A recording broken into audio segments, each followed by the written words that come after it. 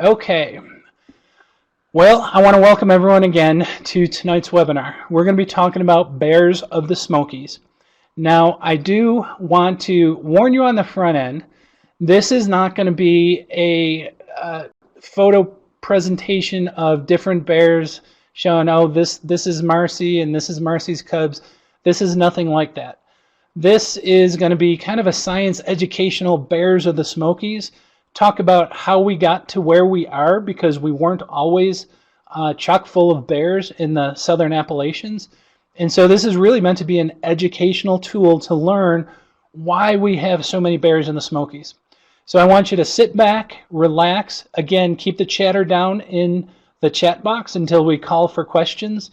And then hopefully we'll have fun. And if you have any issues, log out, log back in, and hopefully that'll clear up. So with that, let me get this underway. Obviously, whenever we give a webinar, especially if we have new folks joining in, we always want to make sure people know who the instructors are.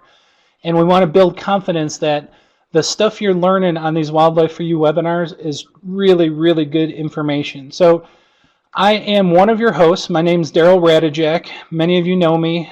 Got my degree in wildlife management from Syracuse, New York, for the most part. I was the first manager of the Appalachian Bear Center, first really full-time manager of the Appalachian Bear Center, which is now the Appalachian Bear Rescue. I then went on to become the big game coordinator, so I was managing bear, deer, and elk in Tennessee. Then promoted to chief of wildlife, did that for another 5 years. Needless to say, I have been working with bears for a big part of my career, probably about 20 years of working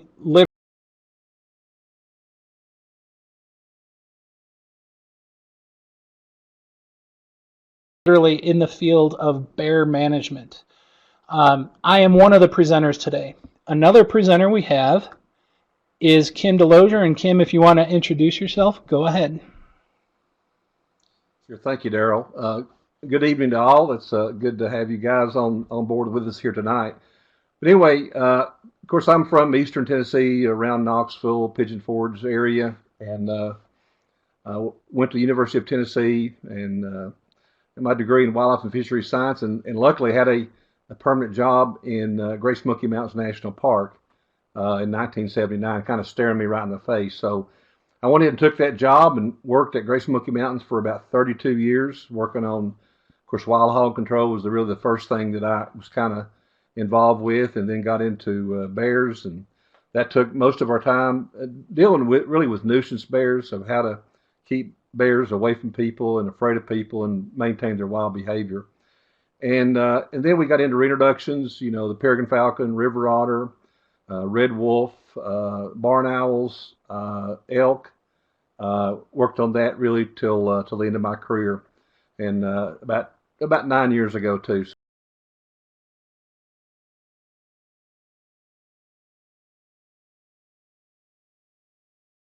So 9.5 years ago. So I had a great career. I work now for the Rocky Mountain Elk Foundation, working on elk restoration throughout the eastern U.S. Also working on land acquisition, habitat work, trying to improve the habitat for elk and for other wildlife, mainly in western North Carolina, but also in Virginia and West Virginia as well. Also teach some classes for San Diego Zoo Academy, kind of the old safe capture company. So we've taught a couple of those classes this year and have a few others planned for the remainder of the year too. So anyway, I'm really just a farm boy, a country boy that decided to stay on the farm and raised on a farm too, and had a really good career and a really good life. Bears have been a big part of it, and so I feel pretty thankful to be able to do what I've been able to experience over my career. All right, thanks, Kim. Dana, I'm hearing Kim fine. I believe others might be hearing it, so Dana, you might want to log out and log back in. Hopefully that'll clear up. I'm going to be doing the talking for a little bit, so if you want to hold off for a second, Dana. So with that, I will tell you, Kim and I used to work together. We have over 60 years of working with bears. I wanted to put a picture of me and Kim working together. I think there was only one. I couldn't find it where we were actually together back in the late 90s. But I will tell you, I took this picture of Kim releasing a bear into Cades Cove. That was Katie. That was 1997. So Kim and I did work together for about 5 years doing a lot of bear stuff with the Appalachian Bear Center. So with that, what I'm going to do, I'm going to get started with this Bears of the Smokies. And for the most part, I know a lot of you are very familiar with the Smokies, but there are actually some people on board tonight that may not have ever been there, some of the Western folks.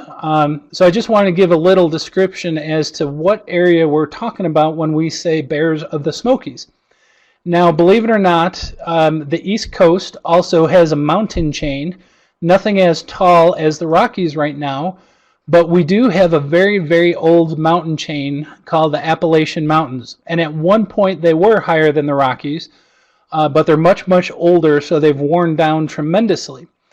And so it literally spans most of the eastern coast. It gets very narrow in some places.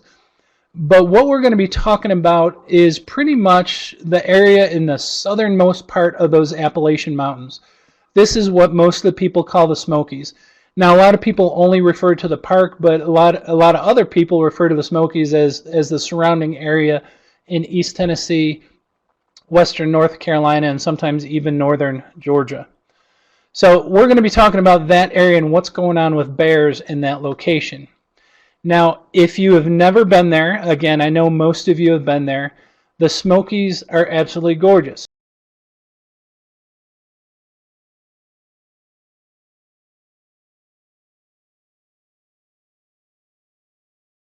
This is a picture of you from Cades Cove. Fantastic photos from Christy Parson in here. But these are typical scenes you see in those southern Appalachians. Expansive mountain ranges, just absolutely unbridled beauty whenever you go into the Smokies. And so the thing is, we all know the Smokies are beautiful, but what we're finding more and more, especially within the most recent years, there are a heck of a lot of bears in the Smokies.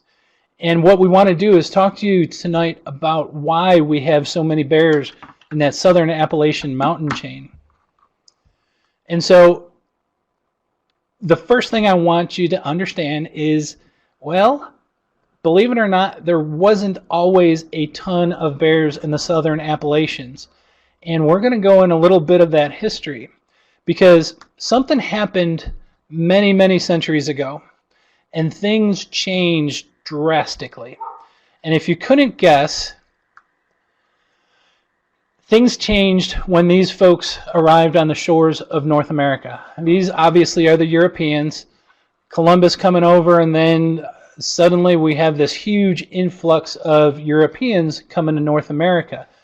And that is when the landscape of North America truly started changing. Now you have to understand, when those Europeans first came here, there was a lot of things that were unknown to them. They didn't know how to. A lot of these animals were. You're from. Can everyone hear me? Okay. Okay. Okay, I'm going to keep going. So when these Europeans came over, there was a lot of creatures that they've never lived with before. Obviously, black bears were a little bit foreign to them, and they really didn't know how to deal with them. And unfortunately, Europeans weren't really good at coexisting with wildlife. They either used them for their own purposes, or if there was competition, they got rid of them. And so for many centuries, bears, many animals, big game animals throughout North America were being hunted. They were being used for meat. They were being used for furs. And so we were exploiting a lot of the bears for living purposes. But besides that, there was also this entertainment side of things. And obviously this came a little bit later, but bears were seen kind of as a source of entertainment. So the Smokies, Yellowstone, all those national parks were really exploiting the bears in a different way. And unfortunately, a lot of people would take bears as pets, roadside zoos type of things. And so black bears for a long, long time, many centuries, were exploited for different purposes.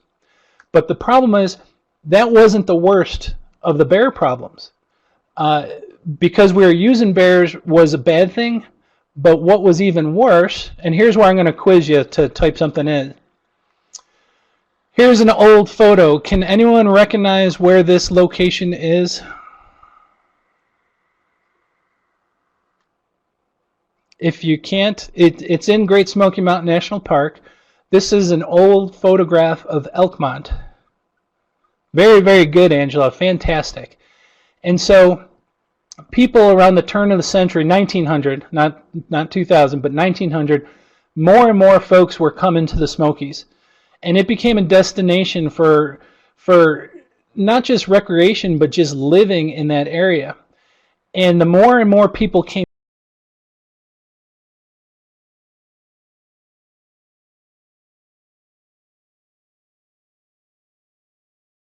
in, the more the natural resources were in demand. And so obviously the Appalachian Mountains were covered in trees, old growth, beautiful big trees. And that was another resource that the Europeans, that we could exploit. And so we started cutting a lot of trees. And it didn't stop. This went on for decades and decades. And it brought more and more people into the area. And you can see from some of these old historic photos, it was pretty crazy, the volume of trees that we were pulling out of these southern Appalachians. And so besides the trees, another big thing was the rail cars. When they brought the railroad in to the Appalachians, it really ramped up the amount of timber harvest. Now, can anyone recognize where this picture is from? Some of you got to recognize this. Kim, do you know where this is? I do, yes. Okay.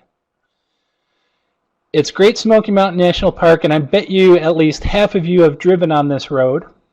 This is Little River Road. Very good, Sandy. Now, the thing that I want you to see here, this is shortly after Great Smoky Mountain National Park was declared a national park. There are trees there. You see the trees? But look at the size of those trees in that photo. Those trees may be 10 or 15 years old. And those are pretty much the size of all the trees there. They're young. There was a point in time where so much of the park was completely logged, completely clear-cut. It eliminated a ton of those forests. And so nowadays, you drive that Little River Road, and you have mature forests. You got much, much larger trees. But from this photo here, you see that area was heavily, heavily logged because all you see are young trees there. And this photo is another one I found within the park. If you notice in the background, those mountaintops, there's not many trees there. You can actually see a tree standing to that upper left. That's one of the few trees that remain, but so much of that was removed.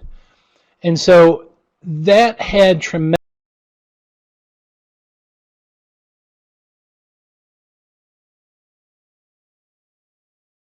impacts. That clear cutting, the removal of the forest, had tremendous impacts on the wildlife. So what do you think that did to the bear populations throughout the Smokies? It absolutely obliterated them. Again, Europeans weren't kind to wildlife that they were competing with, and they weren't kind to the habitat that wildlife depended on. And so if you look at the Black Bear Range, here's the whole eastern half of the United States. Y'all could recognize that. Now, if we look pre-European settlement, so this is before the 1500s, and if you look to see where the Black Bear Range was, it was pretty much everywhere in North America. Almost the entire North American continent was black bear habitat, and we found black bears in most places. Now, what happened when the Europeans came? So you get this influx of these Europeans that are now exploiting not just the wildlife, but the habitat that those wildlife live in for about 300 years.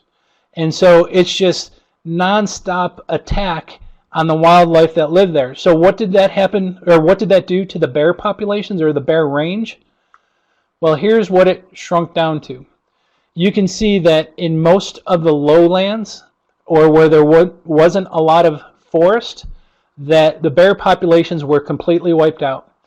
You do see all along that Appalachian chain, there was quite a... bears hung on for the most part. So they survived in the Appalachians. That big glob over in Missouri and Arkansas, those are the Ozark Mountains. And so understanding that those bears hung on in those mountainous areas, or those hard to get to areas, the swamps of eastern North Carolina, the bears literally hung on where the people couldn't get to them. They were hard to get to. And that's where bear populations survive. Now, I do have a little reminder to mention this UT model, because about 10 years ago, I commissioned, when I was working in Tennessee, I commissioned the University of Tennessee to tell us where the black bear range would expand in Tennessee. What makes up the best bear habitat in Tennessee? And what they did is they looked at historic records over the last 100 years where they were finding bears. And so they were finding bears all throughout Great Smoky Mountain National Park, all throughout that Appalachian chain. And so the model predicted that the best bear habitat consisted of two things. You had to have high elevation, and you had to have roadless areas. And that was the best bear habitat.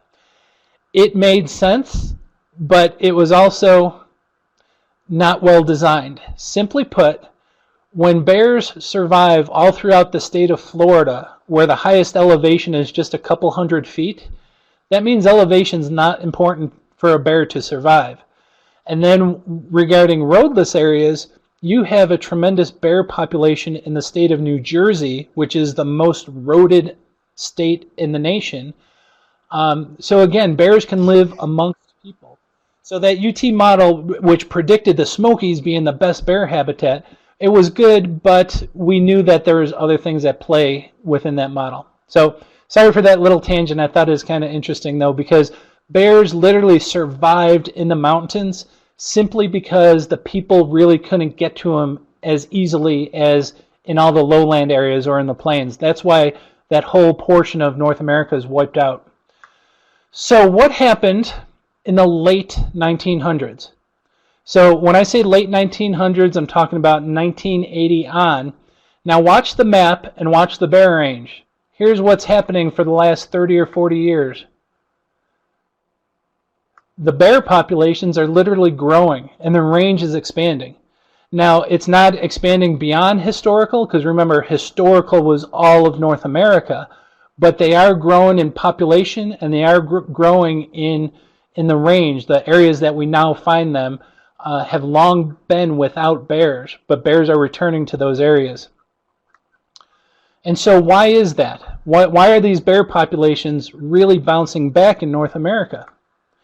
And so in the early 1900s, finally, wildlife and other natural resources, they're finally seen as a resource that we needed to conserve. And I always talk about Aldo Leopold, and there's so many other folks, from Gifford Pinchot to all these pioneers. Teddy Roosevelt was a huge proponent of wildlife conservation. Turn of the century, they said, hey, we got to do something different because we're wiping out all these species, and we really got to get our act together. And it was great because, believe it or not, it led to a lot of federal legislation that really turned things around, not just for bears, but for all wildlife. And so, not going to go over any of these. These are some of the major legislative acts that took place starting in the early 1900s that have really, really been monumental gains, resulted in monumental gains for wildlife. And so it was great that the nation finally got together and said, we got to do something good for wildlife. Now the cool thing, after all this started rolling, we developed what's called the North American Model of Wildlife Conservation. And there's certain principles we live by that are really, really important. Again, I won't go into this, but the fact that wildlife is a public resource, that literally means nobody owns wildlife. We all own wildlife. So an individual, because they own property, they do not own the wildlife on that property. They're owned by everybody. It's a public resource. They wanted to eliminate the markets for game, so you couldn't sell any wildlife meat. A lot of these tenets here, these principles, are really brought back wildlife throughout North America, and it worked wonders for bears as well. And so with that, we'll finally get to talking about bears. But that is a little bit of history that you needed to know, because bears in the Smokies weren't always doing as fantastic as they are right now. And so let's take a closer look at this Smoky Mountain area. And so I'll circle it. Now understand, again, it comprises East Tennessee, Western North Carolina, a little bit of North Georgia. And there's some major forests in here. You have Cherokee National Forest, Nantahala National Forest, Chattahoochee National Forest. Fantastic places for bears to live. And again, those pictures I showed earlier, just expanses of these mountaintops that are literally uninhabited. And so a big thing took place, 1930s. Everyone recognizes that. That is Great Smoky Mountain National Park. And so the president at the time declared that as the national park. And it was a glorious thing. It was, forgive the term, but the land was raped beforehand, and there wasn't a lot of really, really good habitat in the national park when it was declared. But that meant from that point forward, it could then be managed for wildlife and all the other natural resources that come with that designation. And so was this enough? If we declare the Great Smoky Mountain National Park, was that going to protect bears throughout the Smokies? Well, we were hoping that things would go really, really good. And what we found out is bears were still struggling. Bears in the southern Appalachians, we maintained a bear population, whereas other places bears were completely wiped out. But we didn't have a lot of bears. And so throughout the 50s, throughout the 60s, bear populations were really low. And it took a number of wonderful people getting together, and finally 1976 actually, they started what was called this Tri-State Black Bear Study Group. They wanted to figure out what was going on with the bears in the Smokies and the surrounding areas. And so this black bear study was the biggest of its kind. In fact, it remains to this day the biggest black bear study that was ever undertaken. And so what they wanted to do was find out everything there was to know about bears, because we knew about bears, but we didn't have a lot of research about bears. And so 1976, we jumped into this big study. And Kim, you'll get a kick out of some of these pictures. You know who two of those gentlemen are? I know one of them. You know two of them, I promise. Yeah, Dr. Pelton. Yeah, Dr. Mike Pelton is on the right. Yep, that's it. Dr. Pelton on the right with the glasses. He was one of the big leaders in this Tri-State Black Bear study. But what we're looking at all facets of black bears. What made them tick? We were doing lots of physiological studies, drawing blood, looking at different health parameters on the bears. I believe, is that Rick Noseworthy, Kim? I'm not sure. It does look like him. I don't know. This is an old photo. Now understand, not every one of these pictures is going to be from the Tri-State Black Bear study, but for the most part, what I wanted to show you is all the different things they were doing with black bears. They're putting radio collars on them. They were following them to the den. They were doing den studies. They were measuring cubs. They were trying to learn as much as they could about the black bear cub birthing process. They were taking age data. Now, if you don't know, you can actually age a black bear that you've never seen before. And if you look at this picture, You look at that upper canine, that biggest canine in the top part of the jaw. Just behind that canine is a small little tooth. It's a little premolar that the bears don't use at all. And what you could do, you could pull that tooth out. Doesn't hurt the bear since they don't use it. Might sting them a little, but you can then send that tooth to be cross-sectioned, and they can determine the age of the bear simply because bear teeth, very much like trees, have growth rings. Because bears hibernate, they have an active growing season and then a dormant season. Active growing season, then a dormant season. So they develop these rings in their teeth, and so you can cross-section the tooth, count the rings, and age the bear. And so we were doing all these studies throughout the black bear study group. A big thing with that, this was kind of the time when radio collars were first coming in vogue, and more people were using collars to find out where animals went. Because up to that point, we didn't know where the bears were hibernating. We didn't know where the bears were traveling throughout the summer months. And so we had people on the ground tracking them. And for those of you that don't know, although I claim credit to be the first curator of the Appalachian Bear Rescue, this was actually the first curator. This was Shannon. She only lasted about 3 months, and then she left. But that was actually the first person the Bear Center ever hired, but she didn't stay there very long. So we're also tracking bears via the air. This gave us a lot of information where these bears were going, where they were traveling. So it was a really, really intensive study. And again, that's Dr. Pelton. He is probably the leading black bear expert. He has since retired. I think he's living up in Virginia right now.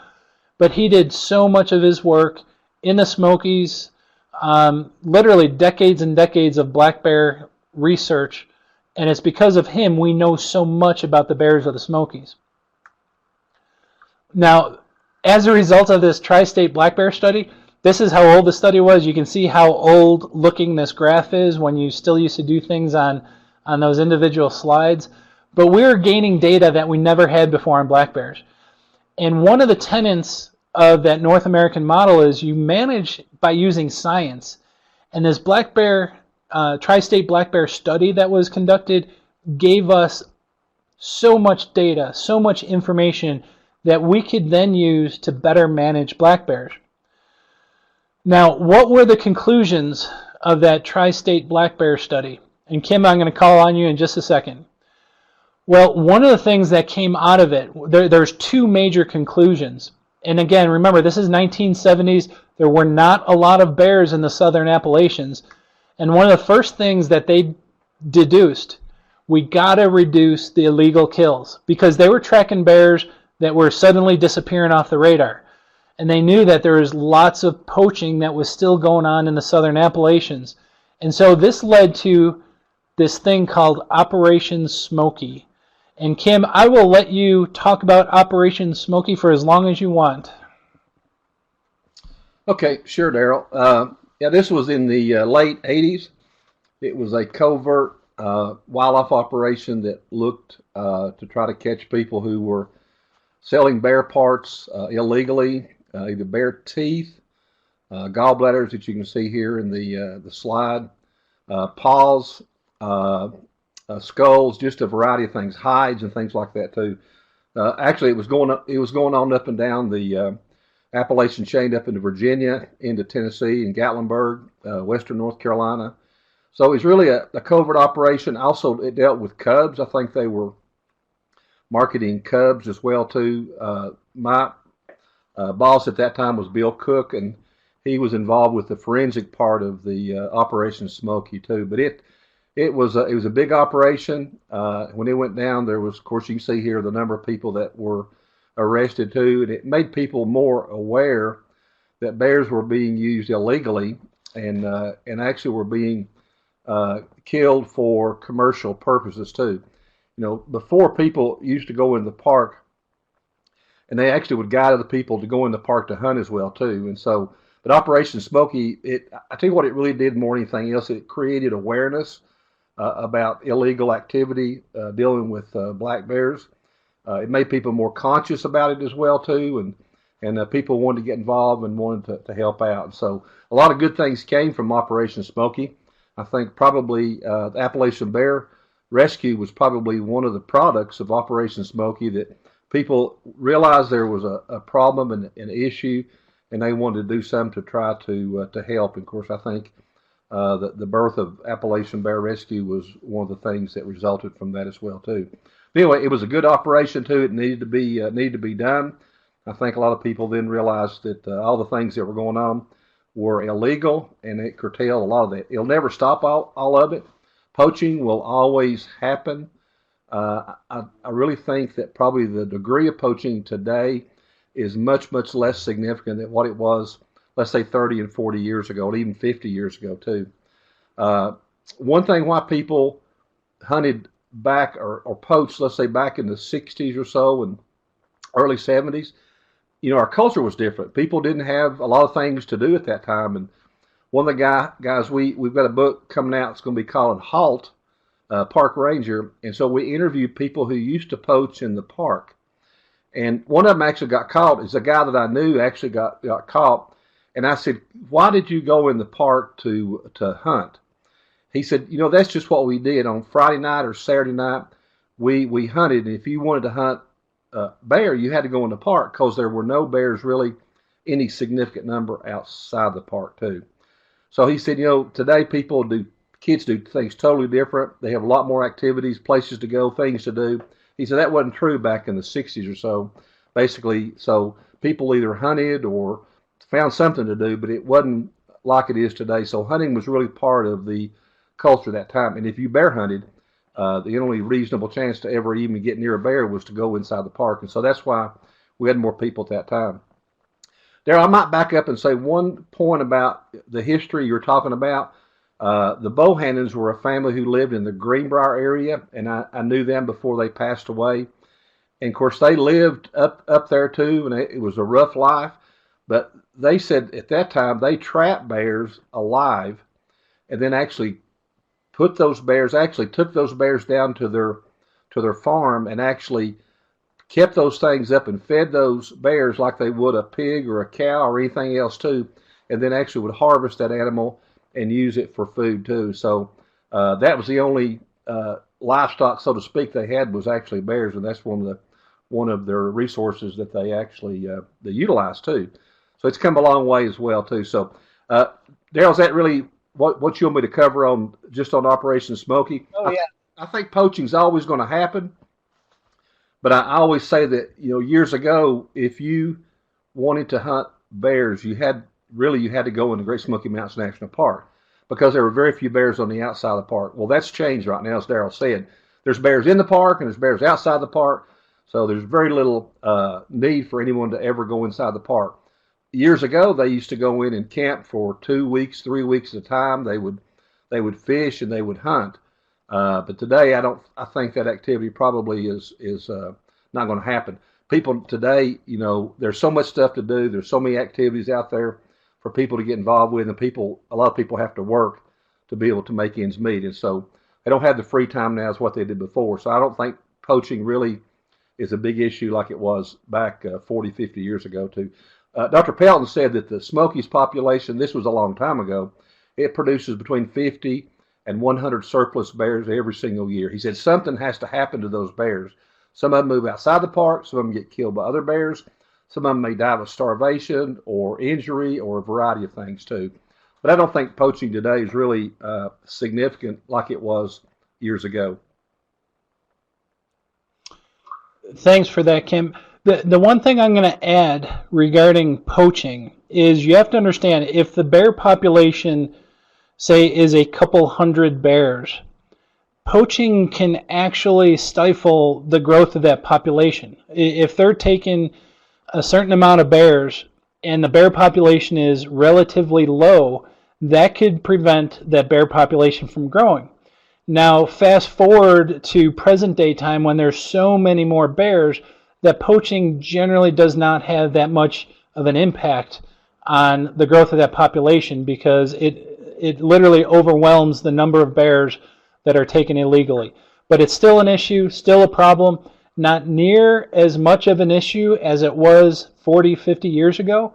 And it's because of some of these things like Operation Smoky and the continued tremendous work from the federal law enforcement, from the state of Tennessee and North Carolina and Georgia, from those folks really, really enforcing the regulations about poaching. Now, that was the first conclusion out of that tri-state bear study. Another thing, after studying these bears for so many years, what they found out from a population standpoint is if they wanted that bear population to grow, they really had to protect the female segment. Now, the one thing I will tell you, they learned some really valuable information, and this was pretty much unknown at the time. Like I said, a lot of people knew about bears, but they didn't know all there was to know about bears. And so one of the things that was really interesting that came out of this tri-state study was they discovered the different times that bears go into their den.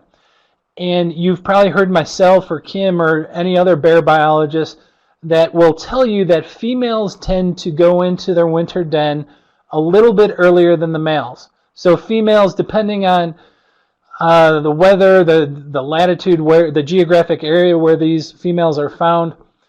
So around the Smokies, the females may go into their den sometime in November. Obviously, there's going to be exceptions to the rule.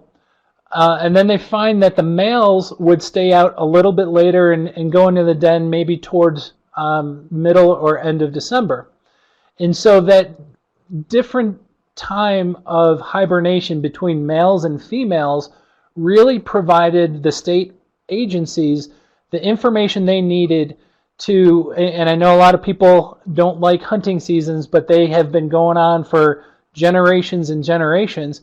That allowed the state agencies to protect those females by pushing those hunting seasons way later in the season at a point when mostly males would be out there. And so they were able to shift it and protect more of that female segment, and so that black bear population could grow.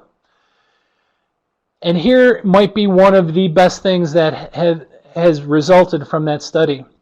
Besides protecting that female segment, you gotta provide these bear sanctuaries. You have to provide a place where these bears are going to be protected. They're not going to be killed prematurely. And so if we look at that map that I threw out there before, we had Great Smoky Mountain National Park, 500,000 acres of bear sanctuary, so to speak. But the Smokies is a much bigger area. It wasn't just the national park. You're looking at all these other national forests too. Now, I can only speak on the Tennessee side because I was so familiar with it. But what the Tennessee Wildlife Resources Agency did, said, we need more places where we can protect the bear population to allow it to grow. And so they created these sanctuaries. There's some in Polk County. There's Tellico. There's all these bear sanctuaries where hunting is off limits. It's literally a place where the bear population can thrive. And they created it all up and down that chain within the state of Tennessee. These bear sanctuaries pretty much became literally, think of them as pump houses. They produced bears. Bears were protected. The population grew, and the bear populations just started expanding from these sanctuaries. So it was very instrumental in restoring the bear populations all throughout the Smokies by installing these bear sanctuaries. So what did all this information result in? And so we learned this late 70s, early 80s. All this data came in. We started learning more and more about bears. Could we put that information to good use? Could we use it to manage better for black bears? And here's some of the data. If you look, there's a couple of different graphs here. Look at the red line. Look at the trajectory of that red line. What's interesting to note, it goes from 1981 to 2011. And you know why it stopped in 2011? That was the last year I was the bear coordinator for the state of Tennessee. I don't know, I haven't seen any recent data posted, but I was responsible for collecting and publishing this data for many, many years in the state of Tennessee. But like I said, I want you to look at that red line. Look at the trajectory of that red line. These were different indexes or indices, different measures we had that were telling us information about the bear population in the Smokies. And so if you look at that one graph that I put up there, on that x-axis, or I'm sorry, on the y-axis, you have percentage, and I'll explain what that is in a second. And then on that x-axis, we have time. So from 1980 all the way to 2011. So a span of about 30 years, just over 30 years. What we were doing was called a bait station index. It was a way for us to monitor the bear population without really knowing the exact numbers of bears. It would tell us what the bear population was doing, whether or not it was going up, going down, staying the same. And so what the bait station index is, and I'll let Kim chime in to describe more of it, but literally we would hang these sardine cans. It was a bear bait station. And we would space them out along these trails all throughout the Smokies. The state of Tennessee would run anywhere from 400 to 600 bait station sites. Kim, do you recall how many bait station sites did you have in the park? Yeah, I remember that because I had to purchase the sardines every year. So we had around 400 bait sites in the park as well. So we had to purchase around 1,200 cans of sardines every single year. So yeah, it was about the same in the park. Cool. So when you combine those two, the park and what the state of Tennessee did, you're looking at over 1,000 bait sites throughout the Appalachians, which was meant to tell us information about the bear population. Now I'll put that graph back up. This is the same graph as before. And so if you look 1980, we would put out all these bait sites, and literally we would hang these sardine cans in a way that pretty much only bears could get at it. And then we would let them stay out there for about 5 days. And then we would revisit, the biologist would revisit that bait site and literally make a determination, yes or no, was it visited by a bear? And so we would look for different things like claw marks on the tree, how the cans, if the cans were completely taken, bear scat. We would just look for signs that it was visited by a bear. So look at 1980. 10% of all those bait sites, again, hundreds and hundreds of bait sites, 10% of them were visited by bears. And we did it every year, every year, every year. And all the way up until 2011, where we would put out 1,000 bait sites, and we had almost 80% of those bait sites visited by bears. Now, it doesn't take a rocket scientist to make the determination that the bear population from 1980 to 2011 grew substantially simply because we went from a 10% visitation rate to an 80% visitation rate. So obviously there's more bears on the landscape. And people are always asking, well, how many bears are out there? That is the million-dollar question. It's very difficult to know exactly how many bears are out there. Now, I will tell you the park has been doing some fantastic work. Kim, do you know what the latest estimate within Great Smoky Mountain National Park is? Yeah, I can address that. It was the last time that Dr. Pelton and his students actually did the population estimate, and that's been many years ago. And it was still between 1,500 and 1,600 bears, about 2 bears per square mile. And the problem is that bear populations are very dynamic. They change all the time as well too, and a lot of times bear populations fluctuate according to mast, hard mast primarily too. So when we lost the chestnut tree back in the early 1900s, before that, chestnuts provided a consistent food source every single year. But whenever we lost that, then acorns basically were not as consistent, and so you had basically food failures, and then you had basically bumper crops, and so the bear populations went up and down kind of along with the mass populations, or the mass production as well too. But yeah, 1,500 or 1,600, which is still, the 2 bears per square mile is still a very, it's a very large, it's a very high density compared to other bears in North America. I remember in Yosemite National Park, I reviewed their bear management plan, and I asked Steve Thompson how many bears he had in Yosemite Valley. And he said, well, we've got quite a few. We've probably got 18 or 20 bears. And I said, in the entire Yosemite Valley? He said, yeah, in the entire valley. And I said, Steve, in the Park Vista hotel parking lot, we had 17 bears in the parking lot at the same time that we were dealing with a few years ago too. So we have many more bears than other parts of the U.S. Places like Maine or British Columbia, they also have very high density. So, but we have a lot of bears, and that number should not be going down. It should be probably still going up in the future. Great point, Kim. And just so you know, where I live, most of you know I live out in New Mexico. I'm on the southern end of the Rockies. Gorgeous, gorgeous area. It's just absolutely fantastic where I live. Our black bear density is roughly 1 bear for every 2 square miles.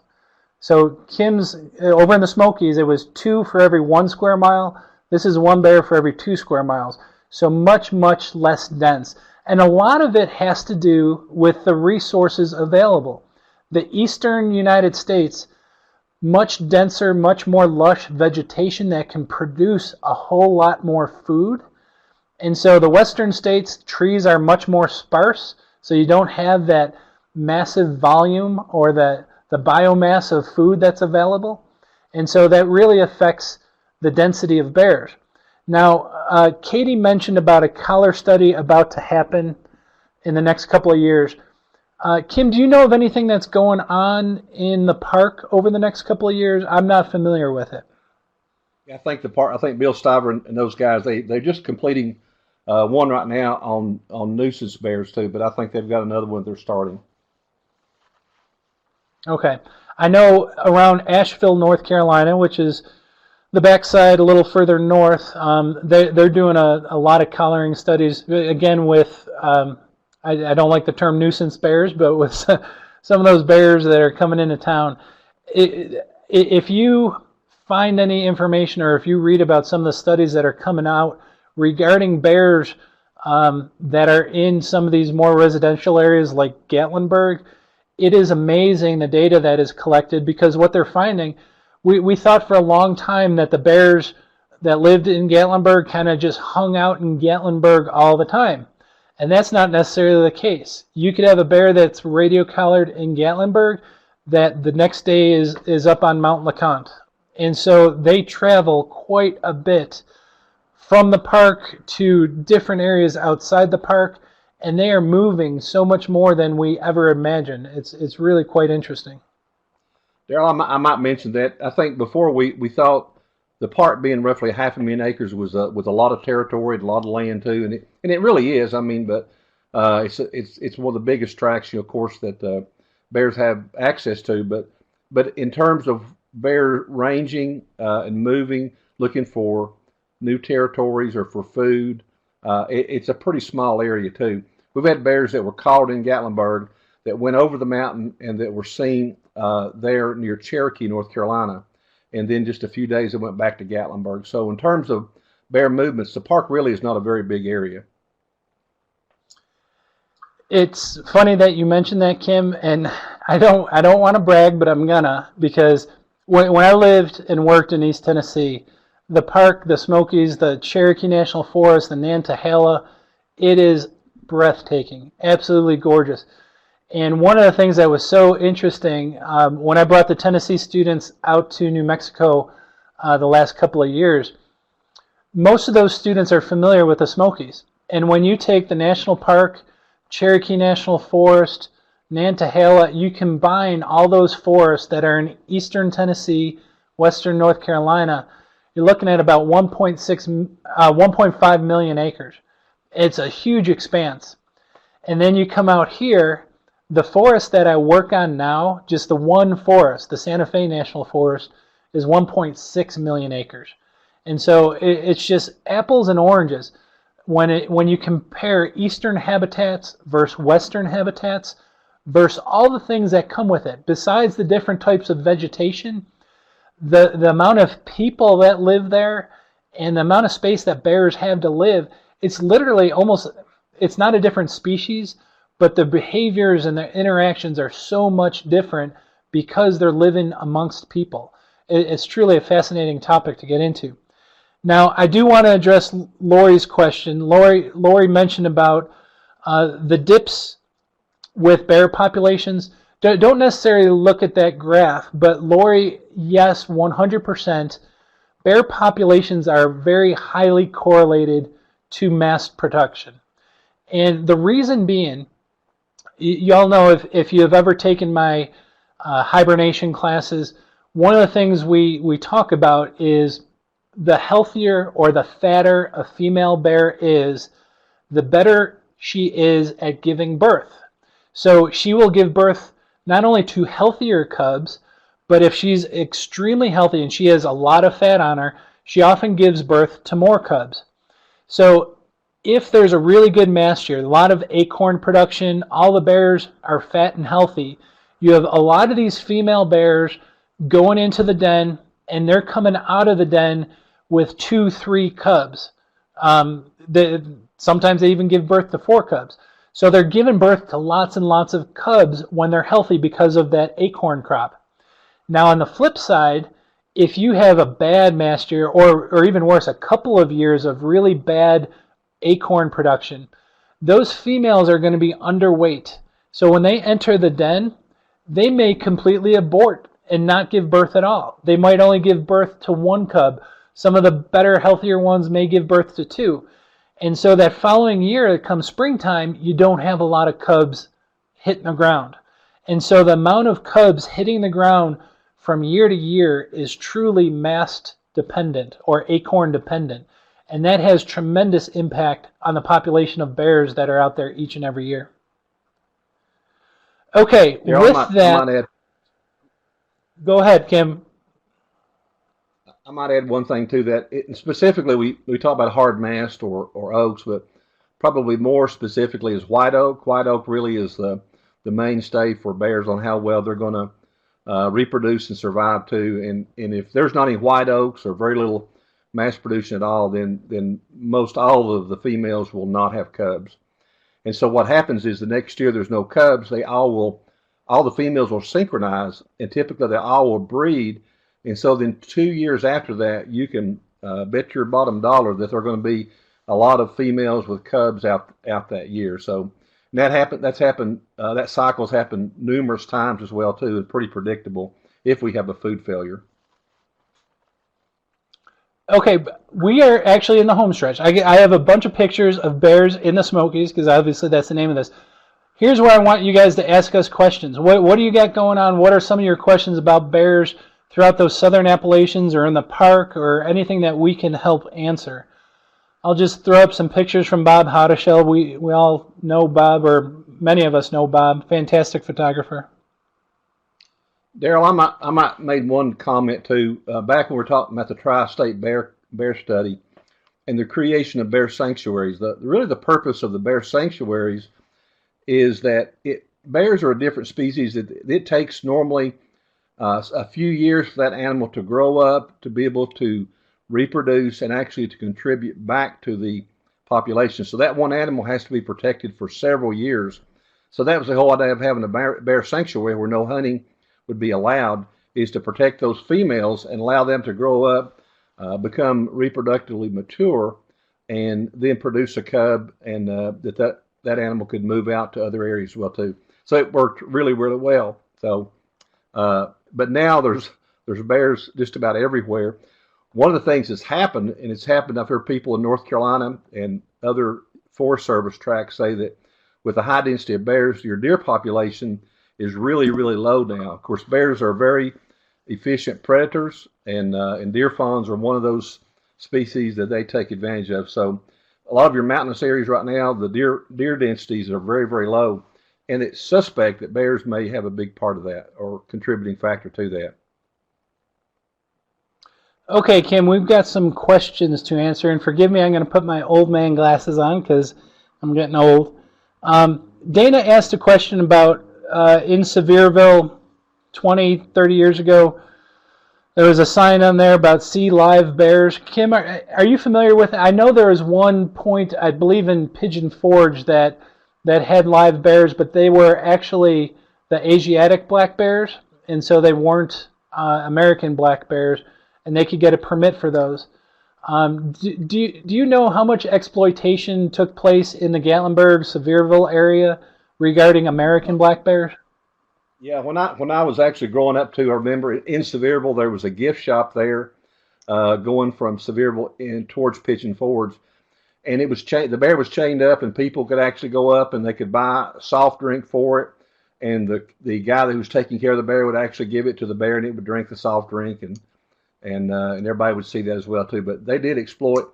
Those were black bears as well too, until they basically TWRA then stopped all roadside bears of native bears, and also for observing, displaying bears as well. So, yep, that happened back at those times, and of course a lot of people were upset with it, and I think because of that, then that whole thing changed, and bears were not exploited. At least the native black bears were not exploited like they were, let's say back in the '60s or so. All right, Kim, I will answer Lori's question. If you want to take a look at Dana's question and answer that, I'll start with Lori's. Lori asked about giving a public service announcement about bird feeders. And I talked about this before we got underway. It is absolutely imperative. I know there's lots and lots of folks that love feeding birds. Very enjoyable pastime. It's great because it gets people really interested in wildlife, especially if they can't get out much, and so they put a bird feeder up by their window. We don't want to discourage that, but one of the things that bird feeder does besides feeding birds is it feeds all other wildlife. Believe it or not, feeding wildlife is not a good thing. And so when bears become active, especially when they emerge from the den in the springtime, they have lost about 30% of their body weight. They're famished. They're looking for whatever calories they can find. And so if they smell these bird feeders, they're going to hit those hard. Same thing in the fall when bears are trying to put on the weight to go into hibernation. Again, they're seeking calories, and if they find these bird feeders, especially hummingbird feeders, with that sweet nectar, they're going to demolish those. And so what a lot of the western states do, it's not a full-blown regulation, but all the western state wildlife agencies literally say only feed birds in the wintertime when the bears are not active, when the bears are in their den. And so as soon as the bears, they literally have these public service announcements to let people know bears are coming out of their den, put the bird feeders away. Again, I know the eastern states aren't to that point yet because they've been feeding birds for a long time. And a lot of these people haven't lived with bears for a long time. Remember, those bear populations are growing right now. But if you can do politely and inform people when bears emerge, usually there's going to be lots of food available. So the birds aren't dependent on that food, especially in the spring and in the summertime. There's lots of wild foods available. And so for the betterment of all wildlife, the best thing to do is pull those bird feeders in, especially if you hear of an active bear in that area. If you have a feeder out and there's a bear in that area, he's going to find that feeder. And so if we can encourage more and more people to do that, fantastic. Now, Kim, if you want to answer Dana's question about the bear range. Yeah, what's a typical bear? I don't think there is a typical bear range. It's interesting. It depends on the season. It depends on the area. Of course, the home range of a bear is different between male and female. Of course, it's much larger for a male versus a female. It's smaller, much smaller during the summertime when females are in their home territory during the breeding season too. And then, excuse me. And then in the fall, we call the fall shuffle during October, and these bears will leave their home territory. They will travel all over the park and looking for acorns as well. And so a lot of the bears in Tennessee will actually move over the mountain into North Carolina because there's more mass producing trees there, and they'll actually go there and take advantage of the food. So bears are all over the map looking for food, but they do go back to their home territory. The females do during, let's say, the summer months during the breeding season too. If there is a lot of food, then bears have a relatively small, typical or small home range. If it's a food failure, then it's just a guess on how far those animals do travel as well. But anyway, so it's really not really what you say an average bear range. It depends on species. It depends on sex. It depends on time of year and food availability. All right, I'll address a couple of questions. I know a lot of people commented about the bear roadside shows and the zoos and the bears in captivity. We agree with you 100%. Kim and I have dealt with wild bears throughout our career. The whole captive animal industry is a whole nother organization, oftentimes a whole nother department, and we agree with you there. Sometimes these bears are not kept in good conditions. I did see that Betsy posted a question about the bears at ABR overwintering, and Lori somewhat commented on it. Betsy mentioned that some of the bears that the Appalachian Bear Rescue is currently caring for, they were hoping the bears would kind of go into a hibernation mode, and they've done it. They're sleeping a whole lot more, but they haven't gone into a full-blown sleep for like weeks or months on end. First, those bears, like Lori mentioned, did come from Louisiana, which generally has a much shorter window for that hibernation period, that downtime. And I'm not going to get into the crazy, nerdy vocabulary of is it hibernation, is it torpor? Hibernation is literally a period of metabolic slowness to help an animal survive in periods where the resources aren't out there. So bears hibernate. What we're seeing more and more of, and this is happening all over North America, a lot of it has to do with climate change. A lot of it has to do with bears living around urban environments. Is you have to understand, when the bears evolved before humans had any impact on them, they were dependent on the natural foods. When those natural foods all throughout North America kind of died down in the wintertime, even in the southeast, you don't have the long, really good growing season. Those natural foods weren't available, so the bears' bodies adapted to sleep during most of that time when those natural foods weren't available. Now, you put a bear in an environment, ABR being one of them, but also in those urban environments where foods are readily available even throughout the wintertime, the bears will become more lethargic, but they'll get up quite often to continue feeding. As long as that food is available, they're not going to go into this extended period of weeks or months on end where they're sleeping in a den because that food's available. So we are definitely having an impact on bears, but the one thing most people know, it's my pet peeve, bears do hibernate. People argue with me all the time saying black bears don't hibernate, but I've been in enough dens to know that they do. They do it a little bit differently than many animals. They wake up, they maintain that high body temperature. So an animal like a groundhog that is classified as a true hibernator, their body temperature will drop to about 35, 38 degrees Celsius, or Fahrenheit. Whereas a black bear, their respiratory rate, their breathing rate all slows down, but their body temperature only drops to about 90 degrees. It only drops about 7 or 8 degrees. And so they can wake up quickly. And so people will see a bear up walking around during the wintertime, and they're like, oh, bears don't hibernate. Yes, they do. They're a little bit more active during that hibernation, though. Excellent question. Thanks for bringing that up. Kim, do you got a question you can answer? Yeah, I may think someone need to expand on the bear's impact on deer.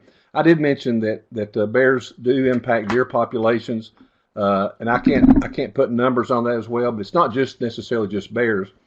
You know, deer in the mountains are not very productive.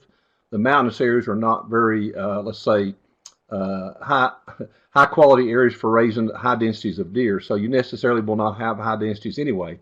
But as you can imagine, most places where you have deer, a lot of times you'll have deer that overpopulate. And so that doesn't happen in the Smokies, mainly because we have a predator-prey relationship that keeps that population fairly low. It's not just bears, too. We have a high density of bears, but we also have a lot of coyotes. We have bobcats, and they contribute, of course, to the loss. We kind of have an idea that bears were preying pretty heavily on deer fawns in Cataloochee when we brought elk into Cataloochee in 2001, 2002.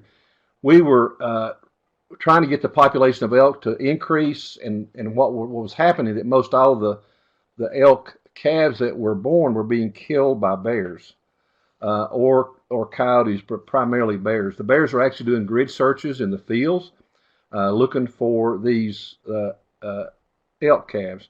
Now, I don't think they got the word that we're bringing elk in. I really think that these bears were coming to Cataloochee in the month of May because they had traditionally went there to look for deer fawns for a long time.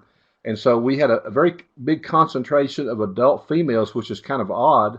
Typically, they stay away from each other, but we had a large concentration of adult females that we actually caught and moved to the other end of the park and put radio collars on, knowing that most of those bears would get back to Cataloochee. But by the time they got back, the deer, or the elk calves would be mature enough and old enough to be able to run and take care of themselves, and it worked. It worked really well, and saved the elk program, at least I think too. So we've known it was kind of we've known that bears have been very efficient predators to deer fawns, and of course when elk came in, they took advantage of those calves as well too. You know how many they kill? I think some bears are better predators than other bears. It depends on how hungry they are, how much competition they have, and the density of deer in a particular area.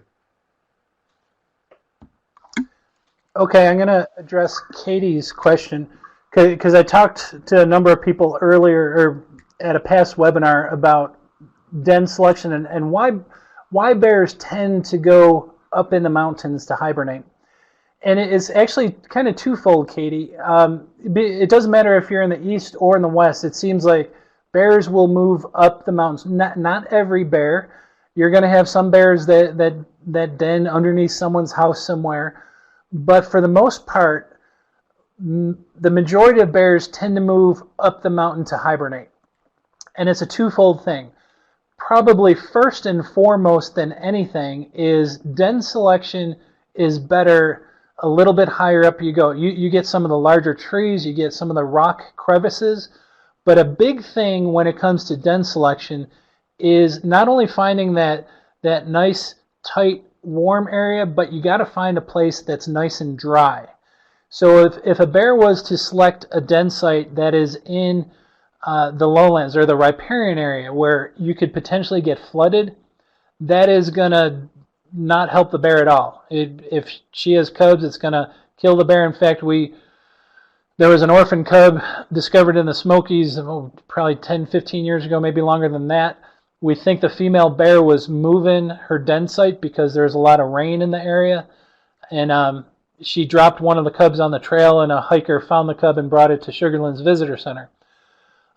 So when a bear is selecting a den site, they'll go uphill because you're less likely to have those issues with flooding.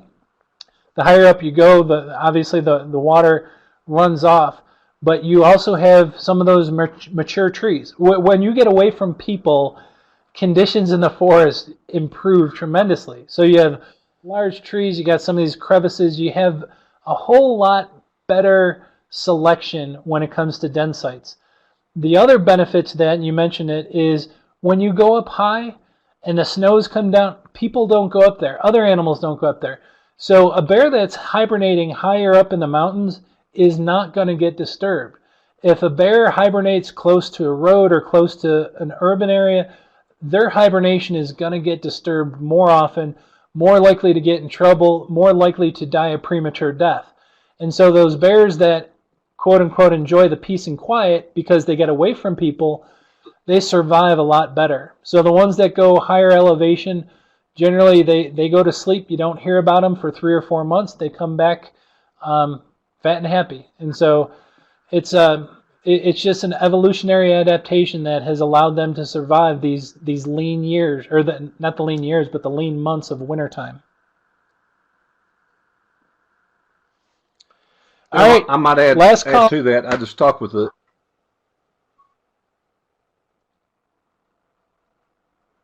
Go ahead.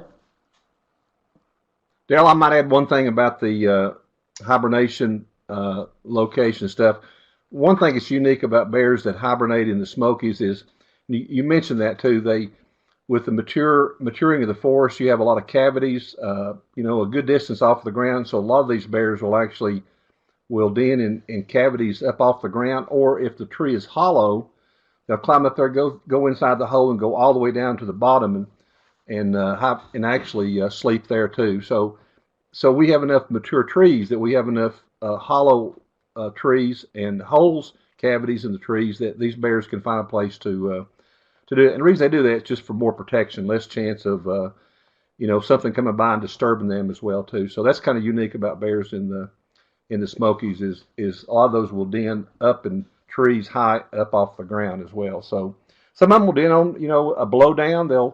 Tree will blow down. They'll actually excavate that in the side of a bank as well too. So we've actually put orphan cubs in with a new mother, a surrogate mother, in holes that they've excavated as well too. So they'll find a place to sleep, and typically they'll move den locations throughout the winter, and they rarely will use the same den from one year to the next. So just a little bit more information about den sites for bears in the Smokies. Thanks for adding that. All right, if you have any last questions, now is the time to get them in. You guys have been awesome, and I apologize for anyone that had audio or video difficulties. I'm going to send an email trying to make amends there.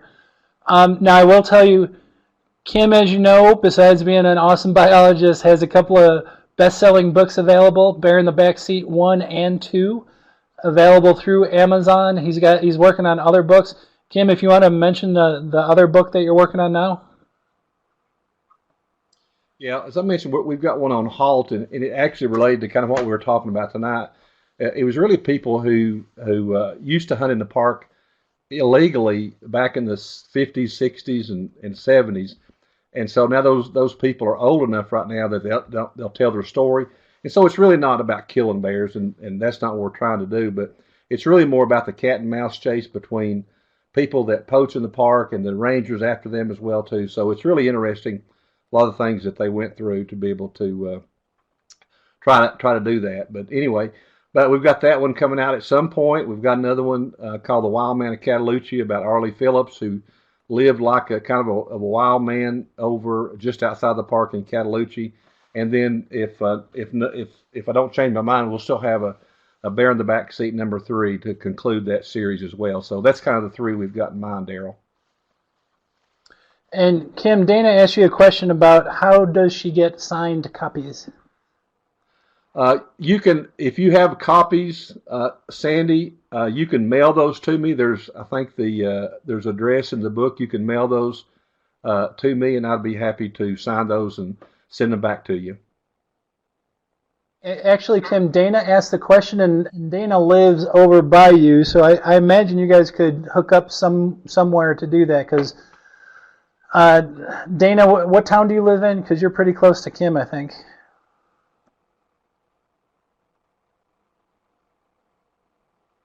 In Severe. Okay, Dana. Yeah, I can give you my cell phone number. I mean everybody in East Tennessee's got it. It's 865-850-1905. 865-850-1905. So Dana, you give me a call sometime and I'll be happy to help you out however I can. Well, you guys have been awesome. Thank you so much for sitting in on another one of these webinars. Again, I apologize out there for anyone that had some difficulties. It's so hard when you have 30 or 40 people joining in. Someone's bound to have them. Go to our website. All I ask, go to the Facebook page, leave us a rating. Tell us if we're doing all right. I know the technology could always improve. But if we have a way of improving our presentations, let us know. Tell us what we need to do better. Mark your calendars. My next presentation is going to be 2 weeks. Hopefully this internet stuff will settle down in the next couple of weeks. Who knows? But Thursday, April 2nd, I'll be doing a presentation called Predators on the Prowl. Oftentimes I talk about the bigger animals, the cougars, the wolves, bears. We might tone this one down and talk about some of those smaller critters that are also classified as predators. So join in for that. I'll be doing Facebook posts. Now I will tell you the one thing that I want you to look out for. We're in crazy times right now. People are looking for things to do. I created this back in around Christmas time. All the different webinars we've done over the last 2.5 years, We have recordings of them all. Now, typically, I'll create these Christmas packages, but because of the current events, I want to make sure people have things to do and constructive things to do. So I'm going to be putting together packages that will offer these recordings literally for pennies on the dollar. And so keep an eye out for that. Encourage them amongst your friends. Say, if you're bored, get a couple of these. It'll occupy your time each and every night, and you'll be better for it because you're going to learn about the wildlife that we all love and enjoy. So